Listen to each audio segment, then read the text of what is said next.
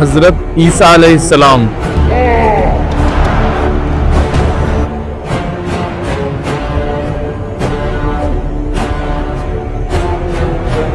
جب حضرت مریم علیہ السلام سحر واپس آئی تو لوگ حیران ہو گئے۔ انہوں نے الزام لگایا، اے مریم تم نے تو عجیب کام کر دکھایا، تمہارا باپ کوئی بیکار آدمی نہیں تھا اور نہ ہی تمہاری ماں بری تھی۔ حضرت مریم علیہ السلام نے کچھ نہیں کہا اور صرف اپنے بچے کی طرف اشارہ کیا۔ لوگوں نے حیرانی سے پوچھا، ہم اس بچے سے کیسے بات کر سکتے ہیں؟ تب حضرت عیسیٰ علیہ السلام نے کہا، میں اللہ کا بندہ ہوں، اس نے مجھے کتاب دی اور مجھے نبی بنایا، میں جہاں کہیں بھی رہوں اس نے مجھے برکت والا بنایا اور نماز اور زکوٰۃ کا حکم دیا ہے جب تک میں زندہ رہوں۔ اس نے مجھے میری ماں کا فرما بردار بنایا ہے اور مجھے گھمنڈی اور بدنصیب نہیں بنایا۔ سلام ہو مجھ پر جب میں پیدا ہوا اور جب میں مروں گا اور جب مجھے زندہ اٹھایا جائے گا۔ یہودی علماء کو لگا یہ بچہ جو حضرت عیسیٰ علیہ السلام ہے ان کے لیے خطرہ بن گئے ہیں۔ انہیں ڈر تھا کہ لوگ کہیں اللہ تعالیٰ کی عبادت نہ کرنے لگیں اور ان کا پرانا دین کہیں چھوڑ نہ دیں، اس سے ان کی حکومت ختم ہو جائے گی۔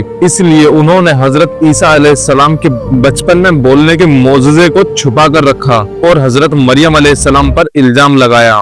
جب حضرت عیسیٰ علیہ السلام بڑے ہو رہے تھے تو نبوت کا اثر ان پر ظاہر ہونے لگا تھا۔ وہ اپنے دوستوں کو بنا دیکھے بتا دیتے کہ ان کے گھر پر کیا بنا ہے اور انہوں نے کیا چھپا رکھا ہے اور کہاں چھپا رکھا ہے۔ 12 سال کی عمر میں وہ اپنی ماں مریم کے ساتھ بیت المقدس یعنی کہ یروشلم گئے۔ وہاں ایک مندر میں علماء کی یعنی کہ یہودی علماء کی اسپیچ سن رہے تھے۔ وہاں بہت سے لوگ عمر میں بڑے تھے لیکن حضرت عیسیٰ علیہ السلام بنا ڈرے ہوئے ان کے بیچ میں بیٹھ کر ان سے سوال کرنے لگے۔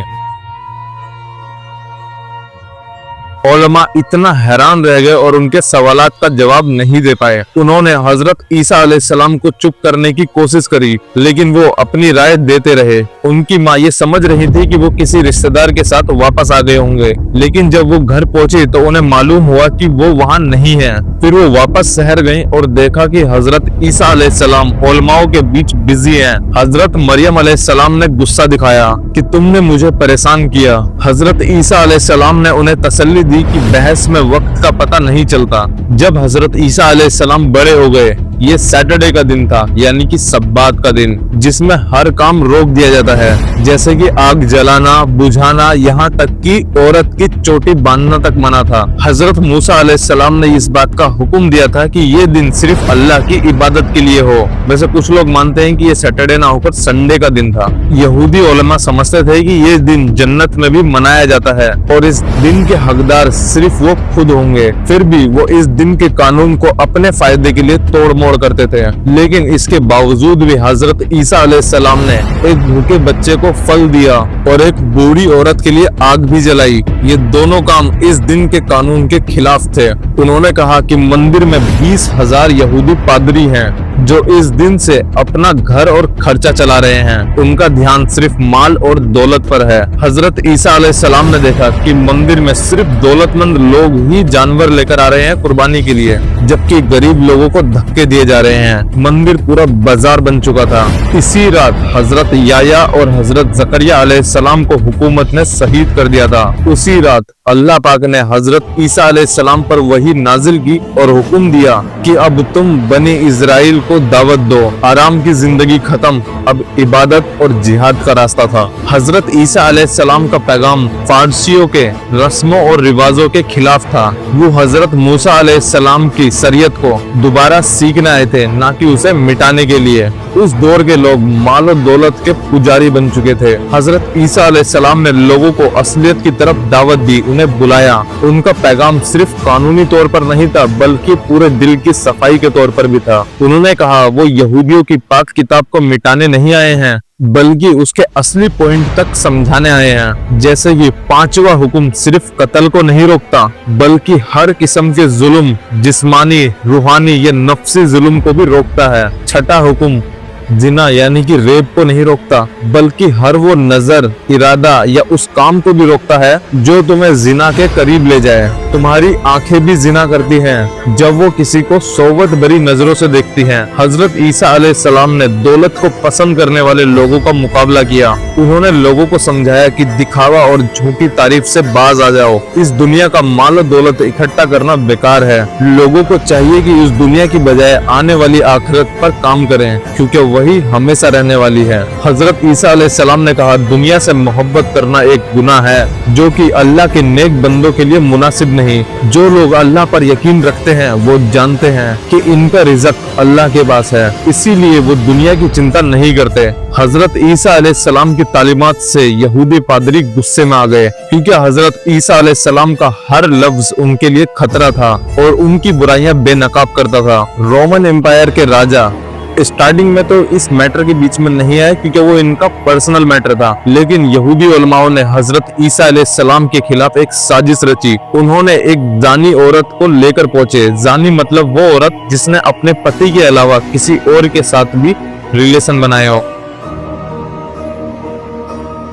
और हजरत ईसा अलैहिस्सलाम से पूछा, क्या मूसा अलैहिस्सलाम की शरीयत के मुताबिक ऐसी औरत को पत्थर मार मार कर नहीं मार देना चाहिए? हजरत ईसा अलैहिस्सलाम ने फरमाया, हाँ ऐसा ही करना चाहिए। तो उन्होंने कहा, ये औरत जानी है और इस औरत ने अपने पति के अलावा किसी और मर्द के साथ भी रिलेशन बनाए हैं। हजरत ईसा अलैहिस्सलाम ने औरत और पादरियों की तरफ देखा, क्योंकि हजरत ईसा अलैहिस्सलाम को पता था कि इस औरत से भी ज्यादा ये लोग खुद गुनहगार हैं। तो फिर हजरत ईसा अलैहिस्सलाम ने फरमाया, जो तुम में से बेगुनाह है वो पहले पत्थर मारे। ये सुनकर सब खामोश हो गए, क्योंकि कोई भी बेगुनाह नहीं था। ये उन लोगों के लिए सबक था कि सिर्फ अल्लाह ही गुनाह का फैसला कर सकता है। जब हजरत ईसा अलैहिस्सलाम मस्जिद से निकले तो वो औरत उनके पीछे पीछे चली। उसने अपने कपड़ों से एक इत्र की शीशी निकाली, ईसा अलैहिस्सलाम के पांव धोए और आंसुओं से भी पांव धोए और अपने बालों से उन्हें पोंछा। हजरत ईसा अलैहिस्सलाम ने फरमाया, उठो और ए रब इसके गुनाह माफ कर दे। हजरत ईसा अलैहिस्सलाम दुआ करते रहे कि अल्लाह उनकी कौम पर रहम करे और उन्हें एक दूसरे पर भी रहम करना सिखाए। उन्होंने अल्लाह के हुक्म से कई मिरेकल्स यानी कि अजूबे किए। तफसीर में आता है कि उन्होंने 4 लोगों को जिंदा किया, एक उनका दोस्त अल अजाम, एक बूढ़ी औरत का बेटा और एक औरत की अकेली बेटी। यहूदियों ने कहा, ये सिर्फ उनको जिंदा करता है जो हाल ही में मरे हों, हमें क्या पता ये बेहोश हों। फिर उन्होंने कहा कि अगर तुम जिंदा ही कर सकते हो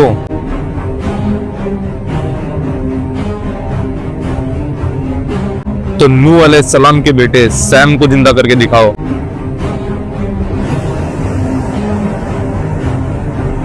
हजरत ईसा अलैहिस्सलाम ने कब्र दिखाने को कहा।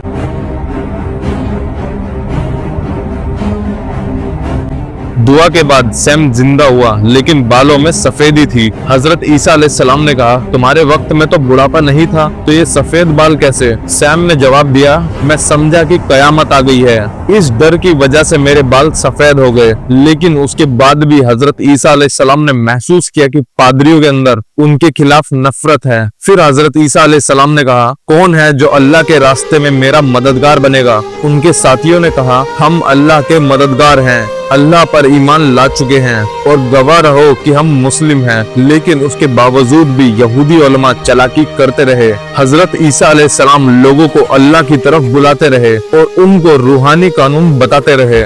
जब वो पहाड़ों पर अपने साथियों के साथ थे तो देखा कि जो लोग उन पर ईमान लाए हैं वो गरीब और मजलूम लोग हैं और उनकी तादाद भी कम थी। हजरत ईसा अलैहिस्सलाम ने अपने कुछ मौजूदात यानी कि मिरेकल अपने साथियों के कहने पर किए थे, जैसे उनका आसमानी दस्तरखान मांगना। इसी हवाले से अल्लाह पाक ने फरमाया, और याद करो जब साथियों ने कहा, ऐ ईसा मरियम के बेटे, क्या आपका रब हमारे लिए आसमान से एक दस्तरखान भेज सकता है? ईसा अलैहिस्सलाम ने कहा, अगर तुम मोमिन हो तो अल्लाह से डरो। उन्होंने कहा, हम चाहते हैं कि उसे खाएं और हमारा ईमान मजीद मजबूत हो और हम जाने कि आपने जो हमें कहा वो सच है और हम खुद उसके गवाह बन सकें। हजरत ईसा अलैहिस्सलाम ने दुआ की, ऐ अल्लाह हमारे रब, हमें आसमान से एक दस्तरखान भेज दे जो हमारे लिए, पहले वाले और बाद वालों के लिए एक ईद हो और तेरी तरफ से एक निशानी हो और हमें रिज़्क दे, क्योंकि तू सबसे बेहतरीन राज़िक है।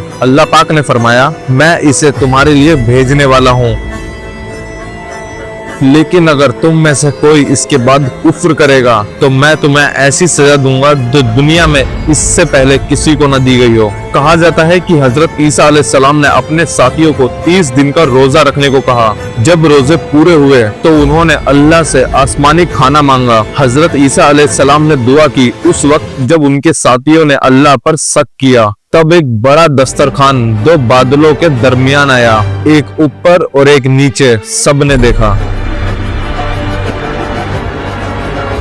फिर ईसा अलैहिस्सलाम ने दुआ की, ऐ रब, इसे हमारे लिए रहमत बना, अजाब का सबब ना बना। और फिर वो दस्तरखान उनके सामने गिरा। वो एक कपड़े से ढका हुआ था। हजरत ईसा अलैहिस्सलाम सजदे में चले गए और उनके साथी भी उन्हें देखकर सजदे में चले गए। उन्होंने एक ऐसी खुशबू महसूस की जो इससे पहले कभी भी महसूस नहीं की थी। हजरत ईसा अलैहिस्सलाम ने कहा, जो सबसे परहेजगार है वो इस दस्तरखान को खोले। उनके साथियों ने कहा, ऐ हजरत ईसा अलैहिस्सलाम, आप सबसे ज्यादा हकदार हैं। हजरत ईसा अलैहिस्सलाम ने वजू किया, नमाज पढ़ी और फिर उस दस्तरखान को हटाया। उसमें एक भुनी हुई मछली थी। उनके साथियों ने पूछा, क्या ये दुनिया का खाना है या जन्नत का? हजरत ईसा अलैहिस्सलाम ने कहा, क्या अल्लाह ने तुम्हें मना नहीं किया कि सवाल ना पूछो? ये अल्लाह की कुदरत है। उसने कहा, हो जा, और वो हो गया। ये कहा जाता है कि हजारों लोगों ने उसमें से खाया, लेकिन फिर भी वो खत्म नहीं हुआ। ये दस्तरखान वाला दिन उन साथियों के लिए एक मुकद्दस दिन बन गया था,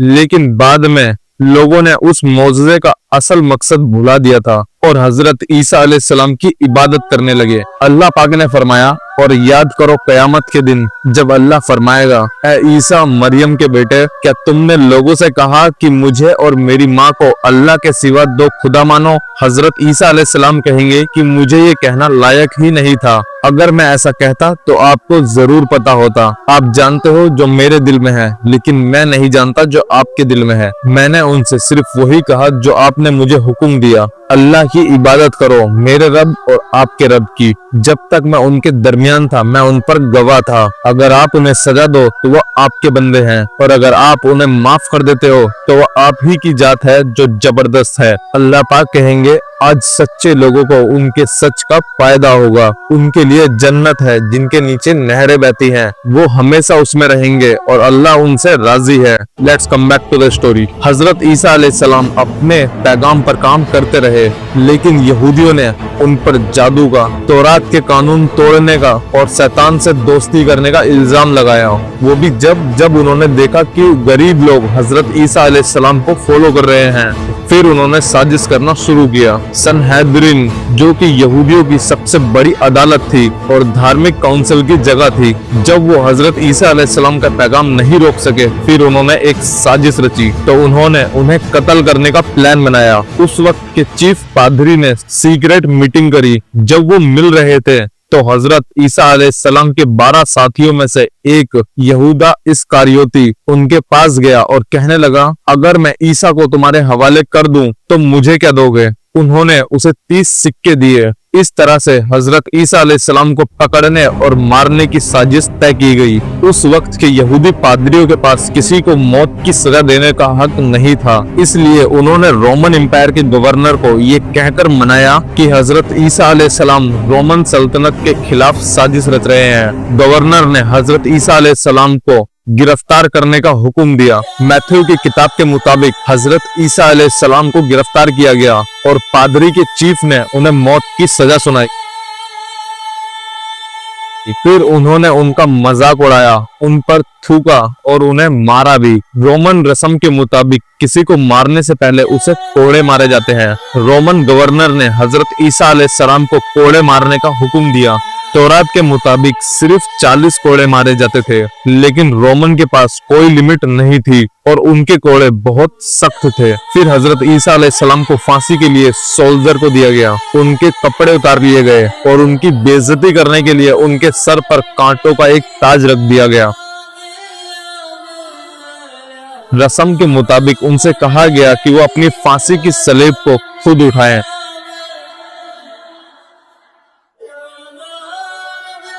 बाइबल के मुताबिक आखिर में वो एक जगह पहुंचे जिसका नाम गुलगुथा था। इसका मतलब है खूपियों की जगह, जो कि जेरूसलम के बाहर थी। वहाँ उन्हें शरबत या वाइन की जगह सिरका दिया गया, जिसमें दाल मिलाया गया यानी कि कड़वा रस, ताकि उनका दर्द बढ़ जाए, और फिर उन्हें सलेब पर चढ़ाया गया।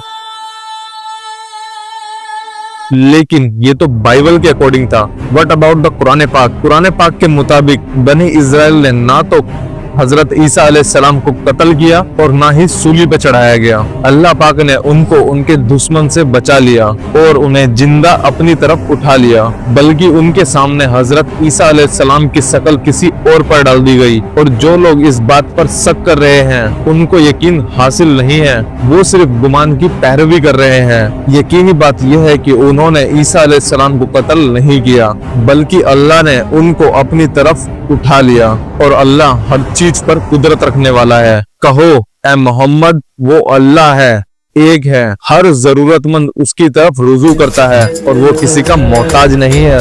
ना उसका कोई बेटा है और ना वो किसी का बेटा है, और उसका कोई हमसफर या बराबर का नहीं है।